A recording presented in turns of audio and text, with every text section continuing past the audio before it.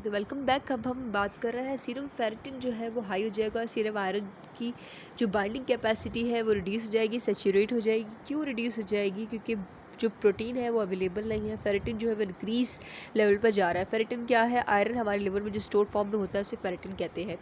Haemoglobin electrophoresis ये एक test है जो कि हीमोग्लोबिन का टेस्ट किया जाता है, जिससे कि अंदाज़ा लगाया जा सकता है कि हीमोग्लोबिन की क्या कंडीशन है, जिससे कि डिजीज़ डायग्नोस हो सकती है, सिकल सेल एनीमिया हो सकता है और थैलेसीमिया का भी पता लगाया जा सकता है। इसलिए इसी की इन्वेस्टिगेशन में लिखा है shows an increase in foetal haemoglobin.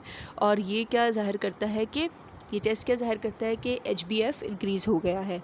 X ray of skull का एक्सरे कराते हैं, shows hair on the end appearance.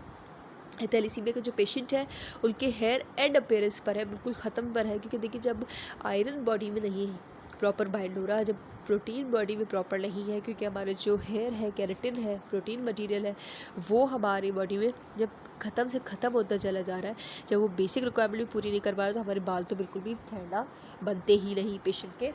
तो इसकी जो हेयर फॉल बहुत इंक्रीज़ हो जाएगा। और एक्सरे स्कल का जब करवाया जाएगा तो इंटरनली जो है वो बाकायदा दिखेगा कि हेयर के जो पोर्स हैं वो भी दिखाएंगे कि अंदर की तरफ हेयर की रूट्स भी नहीं बचेंगी, क्योंकि उसका प्रोटीन लेवल बिल्कुल डिक्रीज़ हो जाएगा। अच्छा, अब बात आ रही है ट्रीटमेंट पे। ट्रीटमेंट ये कौन सा ट्रीटमेंट है? ये ट्रीटमेंट ऑब्वियसली इसमें जो हमेशा दिया जाता है ये एलोपैथिक ट्रीटमेंट ही इसमें बुक में दिया गया है, क्योंकि ये उसी से रिलेटेड बुक है। तो जो ये वो प्रोसीजर्स हैं जो कि हमारे यहाँ नॉर्मली थैलेसीमिया सेंटर्स पर किए जा रहे होते हैं, और थैलेसीमिया के पेशेंट्स इस चीज़ से गुज़रते हैं। Blood transfusion every 4 to 6 weeks, ठीक है। कराची में जो है वो एक इदारा है जो कि थैलेसीमिया के पेशेंट्स को सपोर्ट करने के लिए बनाया गया है। वहाँ पे बहुत सारे जो है थैलेसीमिया के पेशेंट्स मौजूद होते हैं। और हमारे जो टीचर हैं डॉक्टर शेख मोहम्मद सऊद, वो भी गए थे और उन्होंने भी सपोर्ट किया था थैलेसीमिया के पेशेंट्स को। और उनका कहना था कि दुनिया इस पर बात करती है, दुनिया होम्योपैथी की तरफ देखती है, तो homeopathy should work on it, इस टॉपिक पर, इस डिज़ीज़ पर। और अल्लाह ज़रूर हमें इसमें कामयाबी नसीब करेगा, क्योंकि हम लोग जब सिंसियरली इस पर काम करेंगे, किसी भी चीज़ पर सिंसियरली मेहनत करेंगे, तो इंशाल्लाह ज़रूर हमें भी कामयाबी मिलेगी। और ये कि आप सब भी उस ट्रस्ट का हिस्सा बने और उस ट्रस्ट में डोनेट अगर करना चाहें तो थैलेसीमिया के पेशेंट्स को ज़रूर करें। ब्लड ट्रांसफ्यूजन है हर 4 to 6 वीक्स का, मतलब बीमारी बहुत महंगी पड़ गई, क्योंकि जो गरीब पेशेंट्स हैं वो बिल्कुल भी अफोर्ड नहीं कर सकते हैं। नेक्स्ट है स्प्लीनेक्टमी। स्प्लीन को रिमूव कर दिया जाए through surgery. Bone marrow transplantation की जाए। ये जो है 3 प्रोसीजर्स ट्रीटमेंट के इसमें बताए जाते हैं, जिसे मैं ट्रीटमेंट नहीं कहती, इसे हम मैनेजमेंट कह सकते हैं। क्योंकि ये पहली बात तो ये कि सस्ता ट्रीटमेंट है नहीं, चले सस्ता भी ना हो, क्योंकि बहुत सारे ऐसे बच्चे जो यतीम और गरीब हैं, उनको ये बीमारी हुई है। मेरी अल्लाह से दुआ है कि हम सब होम्योपैथ इसमें कामयाब हो उसकी ट्रीटमेंट पे, और इंशाल्लाह इन लोगों को ट्रीटमेंट फ़राहम करें, ताकि वो मासूम बच्चे जो कि अपनी ज़िंदगी खो बैठते हैं, या वो मोहब्बत करने वाले माँ बाप जो अपने बच्चों को खो देते हैं, वो ज़रूर अपने बच्चों को अपने पास रख सकें इंशाल्लाह। Beta thalassaemia minor, beta thalassaemia trait, ठीक है। अब हम बीटा थैलेसीमिया मेजर पढ़ चुके हैं, जिसमें दोनों जीन्स एबनॉर्मल थी। अब बात आ रही है बीटा थैलेसीमिया माइनर की, जिसमें एक हमने पढ़ा कि जो जीन थी वो नॉर्मल थी और एक जीन एबनॉर्मल थी, यानी कि थैलेसीमिक चेन थी वो, ठीक है। इट इज़ एसिम्टोमेटिक, इसकी कोई सिम्टम नहीं होती। Often detecting only when iron therapy for mild microcytic hypochromic anaemia fails. कब डिटेक्ट होता है? जब iron therapy mild microcytic hypochromic anaemia के लिए की जाए और वो फेल हो जाए। मतलब जब एक पेशेंट को माइक्रोसाइटिक एनीमिया है, सही, माइक्रोसाइटिक कंडीशन आगे कि इसमें सेल्स की फैगोसाइटोसिस चल रही, हाइपोक्रोमिक है, उसका जो RBC का जो कलर था पेल था, समझाया था, तो वो अगर उस कंडीशन में अगर आयरन की जो थेरेपी वो फेल हो जाए, आयरन जब नहीं काम कर रहा, आप उस पर अगर उसको आयरन की सप्लीमेंट्स दें या किसी भी फॉर्म में उसको आयरन प्रोवाइड करने की कोशिश करें, उसको डाइजेस्ट ना हो रहा हो या उसकी बॉडी में एब्जॉर्ब ना हो रहा हो, और फिर उस पर आप नोटिस करें कि वजह क्या हो सकती है, तो आपको पता चले कि ये बीटा थैलेसीमिया माइनर का इशू है, तो उस टाइम ये डिटेक्ट हो सकता है, वरना ये एसिम्प्टोमेटिक होता है। ये अपने आप को जाहिर नहीं करेगा। Alpha thalassaemia, it occurs due to reduction और absence of alpha chain synthesis. ये कैसे अकर होता है, कैसे होता है पेशेंट को?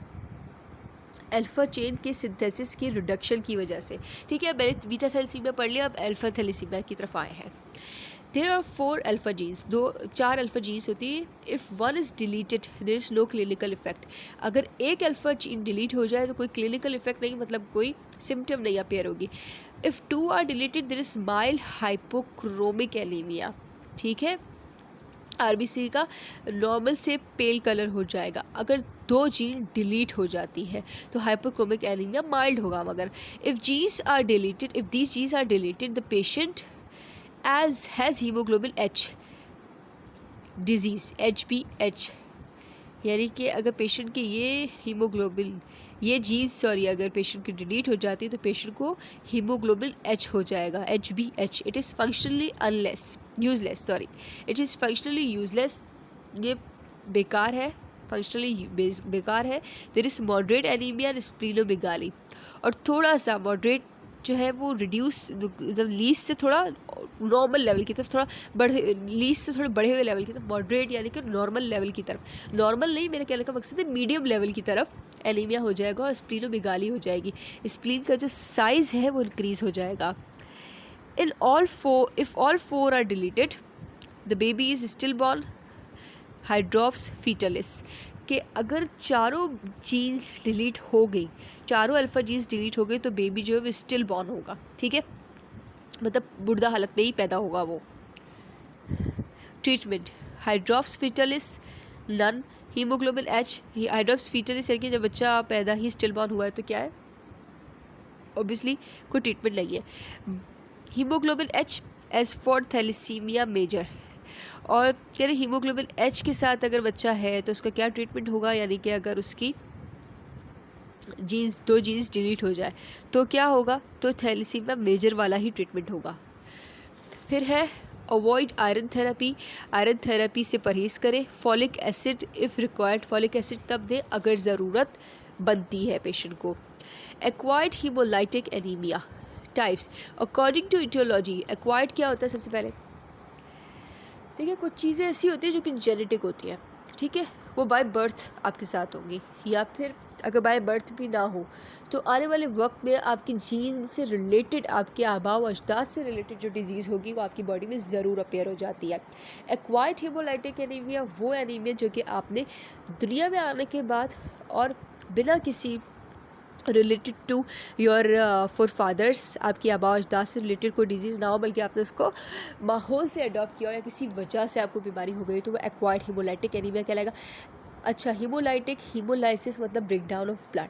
ठीक है, anaemia deficiency of haemoglobin, deficiency of blood. ठीक है, types according to aetiology, causes के मुताबिक इसकी टाइप्स हैं। There are 3 types.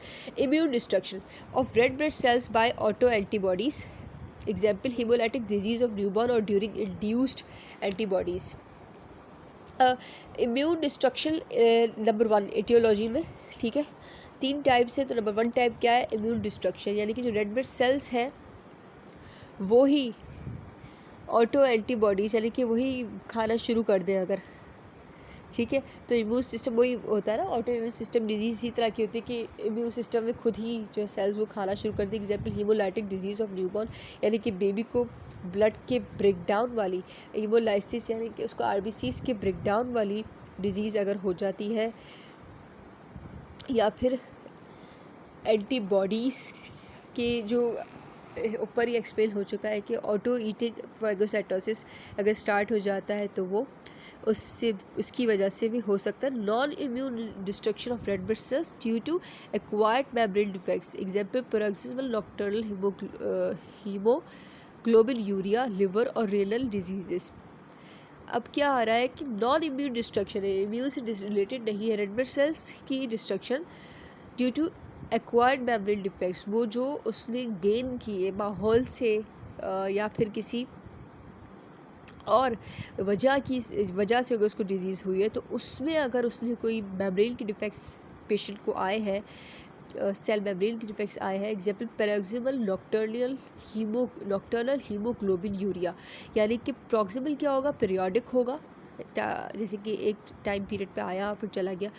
तो और उसके बाद नॉक्टर्नल क्या है, नाइट टाइम है। Haemoglobin obviously haemoglobin urea, urine में हीमोग्लोबिन का आ जाना, ठीक है। तो पीरियोडिक नाइटली हीमोग्लोबिन का यूरिन में आ जाना एक एग्जाम्पल हो सकता है। या फिर लिवर और रेनल डिजीज़, कोई भी लिवर या रेनल मतलब किडनी से रिलेटेड कोई भी डिजीज़ हो, तो ये सारी जो कंडीशन है नॉन इम्यून डिस्ट्रक्शन का बायस बनती है। और एक्वायर्ड हीमोलाइटिक एनीमिया की ये 2 टाइप्स हो गई। और एक है miscellaneous RBC lysis malaria and बांस, ठीक है। अब इसमें क्या है, इसमें कोई डिज़ीज़ वगैरह जो हमारे पास कोई जेनेटिक डिज़ीज़ आई, तो सॉरी जेनेटिक नहीं, एक्वायर्ड है ये, कोई इसमें इम्यून की डिस्ट्रक्शन आई, कोई इसमें नॉन इम्यून डिस्ट्रक्शन आई। तो एक इसमें क्या आई कि मलेरिया है, जैसे कि मलेरिया पेशेंट को हो गया, और मलेरिया में आप जानते हैं किस तरह से जो है वो आरबीसीज़ की डिस्ट्रक्शन होती है। और बर्न, अगर कोई जलना वगैरह का सीन अगर हो गया और उसकी अल्लाह ना करे बहुत ही ख़तरनाक 3rd डिग्री बर्न्स जो होते हैं, तो वो आप जानते हैं कि कितनी बुरी तरह जो है ब्लड को भी और सब चीज़ को जला के राख कर देते हैं। तो वो अगर इस तरह का कोई वजह हो सकी तो उससे ये एनीमिया 3 टाइप का हो गया, एक्वायर्ड हीमोलाइटिक एनीमिया। फिर आता है auto immune haemolytic anaemia. Auto immune क्या है, हमारे अपने ही इम्यून सिस्टम में जो है वो खुद ही जो है वो तबाही शुरू हो जाएगी, खुद ही फेगोसाइटोसिस का अमल शुरू हो जाएगा। It is an acquired disorder, ये एक गेन किया हुआ एक्वायर किया हुआ डिसऑर्डर है, resulting from increase cell destruction. और रिजल्ट कैसे करता है, इंक्रीज सेल डिस्ट्रक्शन, सेल की बेपनाह बढ़ जाने वाली तबाही, because the body produces antibodies against its own cells, क्योंकि जो बॉडी है वो क्या प्रोड्यूस करती है, एंटीबॉडीज़ प्रोड्यूस करती है अपने सेल्स के खिलाफ। Antibodies bind to the patient's red cells, antibodies जो है वो पेशेंट के रेड सेल से बाइंड होती हैं, विच आर देन फेगोसाइटोस्ड, और जो कि फिर खा ली जाती है, फेगोसाइटोस सेल जो उसको खा जाता है, and remove from the circulation, और सर्कुलेशन से रिमूव कर लिया जाता है by the reticular endothelial system. Reticular endothelial system उसको क्या करता है, पहले खा जाता है और फिर रिमूव करता है सर्कुलेशन में से। अच्छा, सर्कुलेशन की बात हो रही है तो यहाँ पे कौन सी सेल्स की बात होगी, मैक्रोफेजेस की बात होगी। और अगर स्टिल में जो है वो स्टिल फॉर्म में अगर बॉडी में से कहीं से सेल का फेगोसाइटोसिस होगा तो उसमें माइक्रोसाइट इन्वॉल्व होगा, और मैक्रोफेज कहाँ इन्वॉल्व होगा, सर्कुलेशन में होगा। यही साइज का इंक्रीज होता है और कोई ऐसी बात नहीं है। This anaemia characterised by positive Coombs test which detects the antibody on the surface of the patient's red blood cells. ये एनीमिया जो है वो कैसे कैरेक्टराइज किया जाएगा कि पॉजिटिव कॉम्स टेस्ट, अगर कॉम्स टेस्ट बच्चे कूम्स टेस्ट अगर पेशेंट का करवाया जाए और अगर वो पॉजिटिव आ जाए, which detects the antibody on the surface of the patient's red blood cell, जो कि पेशेंट की रेड ब्लड सेल के सरफेस पे एंटीबॉडी को डिटेक्ट कर लेता है, उससे अंदाज़ा लगाया जाएगा। ऑटो इम्यून हीमोलाइटिक एनीमिया से डिवाइडेड इंटू वार्म और कोल्ड। ऑटो इम्यून सिस्टम की ऑटोमेटिक हीमोलाइटिक मतलब break down of red blood cells, ठीक है, आर डिवाइडेड इनटू वार्म और कोल्ड, गर्म और सर्द में इसको डिवाइड किया गया। Types depending on whether the antibody attaches better to the red cells at body temperature और एट लोअर टेम्परेचर। ये कह रहे हैं कि ऑटो इम्यून हीमोलाइटिक एनीमिया जो है वो वार्म और कोल्ड में डिवाइड है।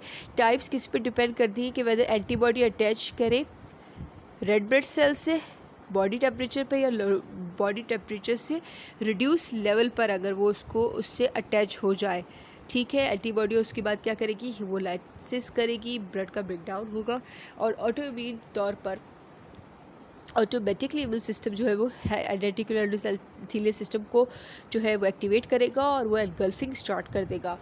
नॉन इम्यून हीमोलाइटिक एनीमिया, ठीक है, जो